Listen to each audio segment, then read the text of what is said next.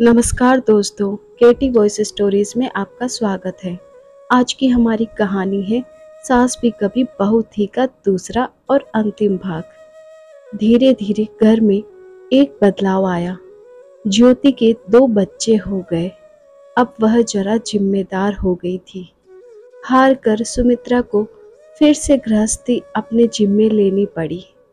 वह चूल्हे चौकी की फिक्र में लगी और उसकी बहू आज़ादी से विचरने लगी।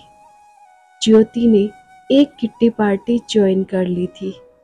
जब उसकी मेजबानी करने की बारी आती और सखियां उसके घर पर एकत्रित होती तो वे सारा घर सिर पर उठा लेती, कमसिन लड़कियों की तरह उधम मचाती और सुमित्रा से बड़ी बेबाकी से तरह तरह के खाने की फरमाइश करती।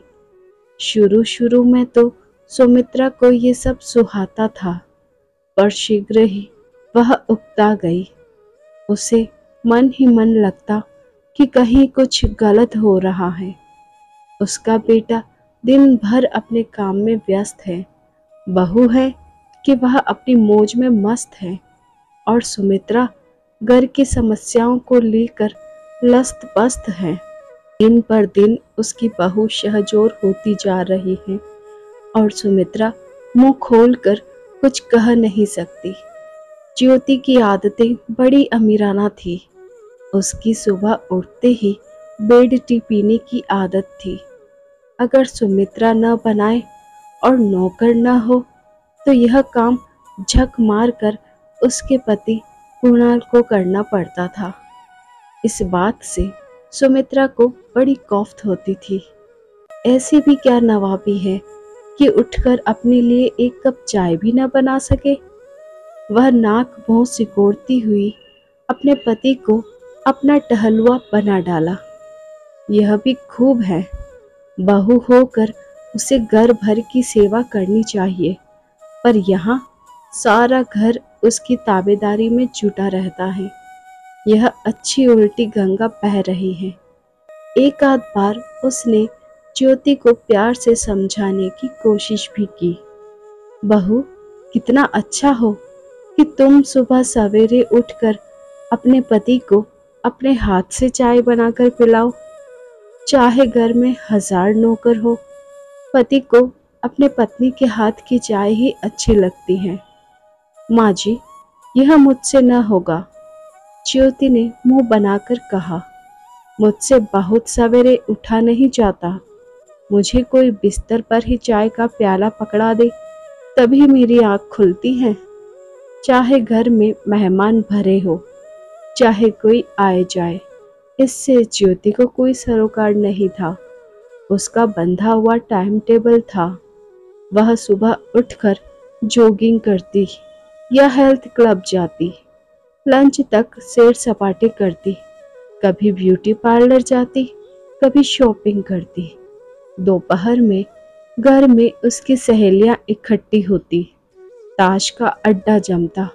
वे सारा दिन हा हा ही करती और रह रह कर उनकी चाय पकौड़ी की फरमाइश सुमित्रा दौड़ते दौड़ते हलकान हो जाती।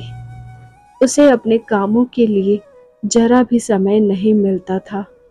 वह मन ही मन कूढ़ती, पर वह फरियाद करे भी तो किससे? कुणाल तो बीवी का दीवाना था।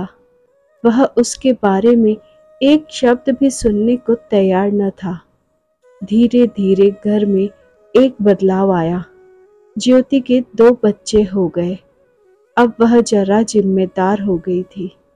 उसने घर की चाबियां हथिया ली, नौकर पर नियंत्रण करने लगी। स्टोर रूम में ताला लग गया। वह एक एक पाई का हिसाब रखने लगी। इतना ही नहीं, वह घर वालों की सेहत का भी ख्याल रखने लगी। बच्चों को जंक फूड खाना मना था। घर में ज़्यादा तली हुई चीज़ें नहीं बनती। सुमित्रा की बुढ़ापे में जबान चटोरी हो गई थी।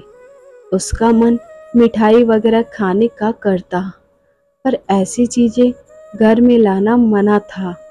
जब उसने अपनी बेटियों से अपना रोना रोया तो उन्होंने उसे समझाया माँ, इन छोटी छोटी बातों को अधिक तूल न दो। तुम्हारा जो खाने का मन करे उसे तुम स्वयं मंगा कर रख लो और खाया करो। सुमित्रा ने ऐसा ही किया। उसने चैन की सांस ली। चलो, देर सवेर बहू को अक्ल तो आई। अब वह भी अपनी बची खुची जिंदगी अपनी मन मर्जी से जिएगी। जहाँ चाहे घूमेगी फिरेगी, जो चाहे करेगी। पर कहाँ, उसके ऊपर हजार बंदिशें लग गई थी। जब भी वह अपना कोई प्रोग्राम बनाती तो ज्योति उसमें बाधा डाल देती। अरे माँ जी, आप कहाँ चली? आज तो मुन्ने का जन्मदिन है और हमने एक बच्चों की पार्टी का आयोजन किया है। आप न रहेंगी तो कैसे चलेगा? ओह, मुन्ने का जन्मदिन है, मुझे तो याद ही न था। यही तो मुश्किल है आपके साथ। आप बहुत भुलक्कड़ होती जा रही हैं। क्या करूं बहू, अब उम्र भी तो हो गई। वही तो, उस दिन आप अपनी अलमारी खुली छोड़कर बाहर चली गई। वह तो अच्छा हुआ कि मेरी नजर पड़ गई। किसी नौकर की नजर पड़ी होती तो वह आपके रुपए पैसे और गहनों पर हाथ साफ कर चुका होता। बेहतर होगा कि आप इन गहनों को मुझे दे दे। मैं इन्हें बैंक में रख दूंगी। जब आपको पहनना चाहे निकाल कर ले आऊंगी। ठीक है, पर अब इस उम्र में मुझे कौन सा सजना संवरना है बहू। सब कुछ तुम्हें और लीला व सरला को दे जाऊंगी। एक बात और, माँ जी, आप रसोई में न जाया करें। क्यों भला? उस रोज आपने खीर में शक्कर की जगह नमक डाल दिया था। रसोइया बड़बड़ा रहा था। ओह बहू, अब आंख से कम दिखाई देता है और कान से कम सुनाई देता है ना? आपके बगल में रखा टेलीफोन गनगनाता रहता है और आप फोन नहीं उठाती।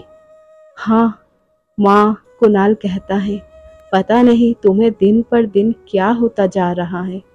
तुम्हारी याददाश्त एकदम कमजोर होती जा रही है। याद है उस दिन तुमने हम सबको कितनी परेशानी में डाल दिया था? सुमित्रा ने अपराध भाव से सिर झुका लिया। उसे याद आया वह दिन जब हमेशा की तरह वह शाम को टहलने निकली और बेध्यानी में चलते चलते जाने कहाँ जा पहुंची।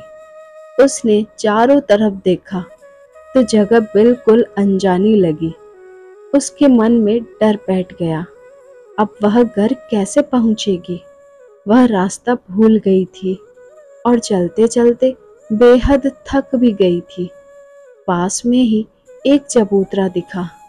वह चबूतरे पर कुछ देर सुस्ताने बैठ गई। सुमित्रा ने अपने दिमाग पर जोर दिया, पर उसे अपना पता न याद आया। वह अपने बेटे का नाम तक भूल गई थी।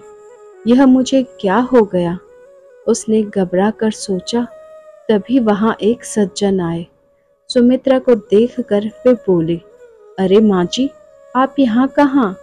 आप तो खार में रहती हैं। अंधेरी कैसे पहुँच गई? क्या रास्ता भूल गई हैं? चलिए, मैं आपको घर छोड़ देता हूँ।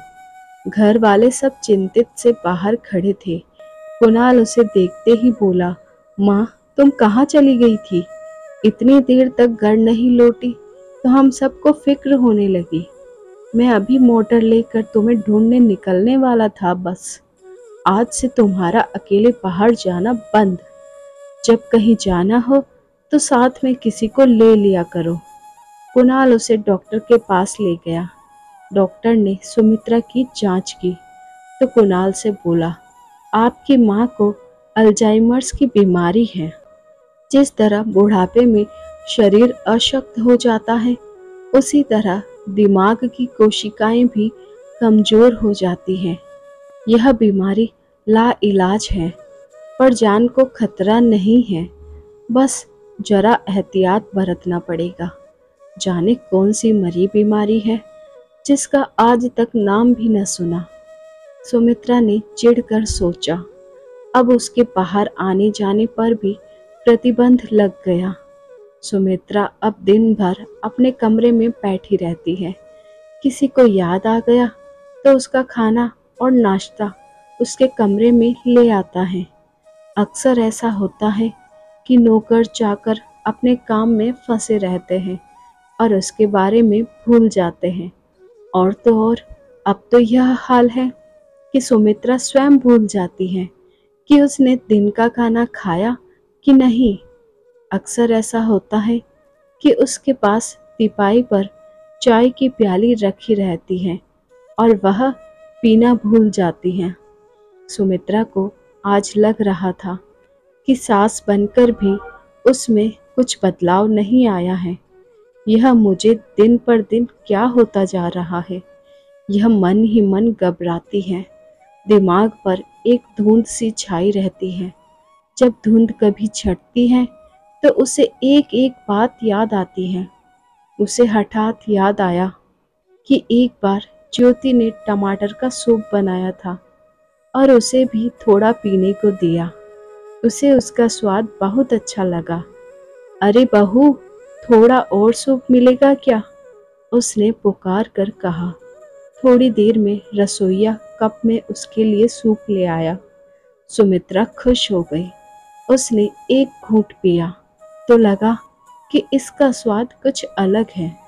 उसने रसोइये से पूछा तो वह अपना सिर खुजाते हुए बोला, माँ जी, सूप खत्म हो गया था। मैम साहब बोली कि अब दोबारा सूप कौन बनाएगा। सो उन्होंने थोड़ा सा टमाटर का सॉस गर्म पानी में घोलकर आपके लिए भिजवा दिया। सुमित्रा ने सूप पीना छोड़ दिया। उसका मन कड़वाहट से भर गया। अगर उसने अपनी सास के लिए ऐसा कुछ किया होता तो वे उसकी 7 पुश्तों की खबर ले डालती। उसने सोचा, एक बार उसको फ्लू हो गया। 3-4 दिन से मुंह में अन्न का एक दाना भी न गया था।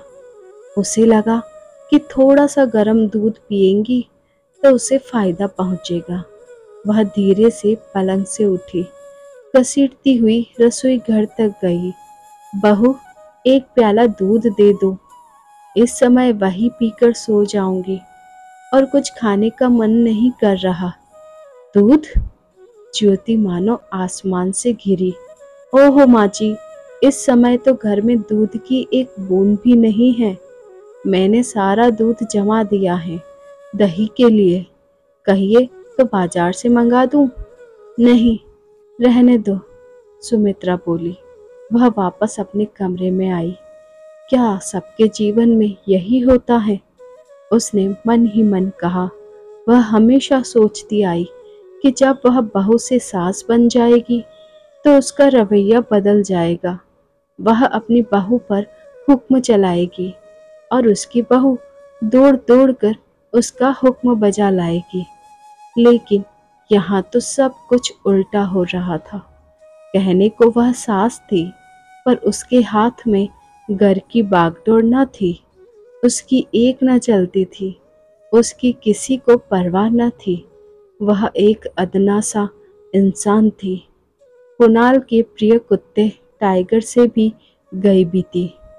टाइगर की कभी तबीयत खराब होती तो उसे एक ऐसी कार में बिठाकर फौरन डॉक्टर के पास ले जाया जाता। पर सुमित्रा बुखार में तपती रहे तो उसका हाल पूछने वाला कोई न था। वह अपनी इस स्थिति के लिए किसे दोष दे? उसे लग रहा था कि वह एक अवांछित मेहमान बनकर रह गई है। वह उपेक्षित सी अपने कमरे में पड़ी रहती है या निरुद्देश्य सी घर में डोलती रहती है। उसका कोई हमदर्द नहीं, कोई हमराज नहीं। वह पड़ी पड़ी दिन गिन रही है कि कब सांस की डोर टूटे और वह दुनिया से कूच कर जाए। सास होकर भी उसकी ऐसी दशा, यह बात उसके पल्ले नहीं पड़ती। एक जमाना था कि बहू का मतलब होता था एक दबी हुई, सहमी हुई प्राणी, जिसका कोई अस्तित्व न था, जो बेजुबान थी और जिस पर मनमाना जुल्म ढाया जा सकता था, जिसे दहेज के लिए सताया जा सकता था और कभी कभी नृशंसता पूर्वक जला भी दिया जाता था। आज के ज़माने में बहू की परिभाषा बदल गई है। आज की बहू दबंग है, शहजोर है, वाचाल है, ईंट का जवाब पत्थर से देने वाली, एक की 10 सुनाने वाली। वह किसी को पुट्ठे पर हाथ नहीं रखने देती, उससे संभल कर पेश आना पड़ता है। उसके मायके वालों पर टिप्पणी करते ही वह आग बबूला हो जाती है, रणचंडी का रूप धारण कर लेती है। ऐसी बहू से वह कैसे पेश आए, उसे कुछ समझ में न आता था। उसे याद आया कि उसकी सास जब तक जीवित रही हमेशा कहती रही, अरे बहू, यह बात अच्छी तरह गांठ बांध ले कि तेरा खसम तेरा पति बाद में है, मेरा बेटा पहले है। वह कोई आसमान से नहीं टपका है तेरी खातिर। उसे मैंने अपनी कोख में 9 महीने रखा और जन्म दिया है और मर मर कर पाला है। उस पर तेरे से अधिक मेरा हक है और हमेशा रहेगा। सुमित्रा अगर ज्योति से ये सब कहने जाएगी तो शायद ज्योति कहेगी कि माँ जी, आपको अपना बेटा मुबारक हो, आप रहो उसे लेकर, मैं चली अपने बाप के घर और आप लोगों को शीघ्र ही तलाक के कागजात मिल जाएंगे। सुमित्रा यही सब सोचने लगी। हाय, तलाक का होवा दिखाकर बहू घर भर को चुप करा देगी। सुमित्रा की तो सब तरह से हार थी, चित भी बहू की, पट भी बहू की। सुमित्रा ने अपना सिर थाम लिया। सारी उम्र सोचती रही कि वह सास बन जाएगी तो ऐश करेगी, अपने घर पर राज करेगी। पर आज उसे लग रहा था कि सास बनकर भी उसके जीवन में कुछ खास बदलाव नहीं आया। क्या यह नए जमाने का दस्तूर था, या बहू की पढ़ाई की करामात थी, या उसके पिता की दौलत का करिश्मा था, या फिर बहू की परवरिश का कमाल। उसकी बहू तेज तर्रार है, मुंहजोर है, निर्भीक है, स्वच्छंद है, काबिल है और अपने नाम का अपवाद है। और सुमित्रा पहले भी बहू थी और आज सास होने के बाद भी बहू है। धन्यवाद दोस्तों, आई होप आपको ये कहानी पसंद आई होगी। कमेंट में बताइए कैसी लगी। ऐसी ही और कहानियाँ सुनने के लिए चैनल को लाइक, शेयर और सब्सक्राइब कीजिए और बेल आइकन को प्रेस कीजिए ताकि न्यू स्टोरी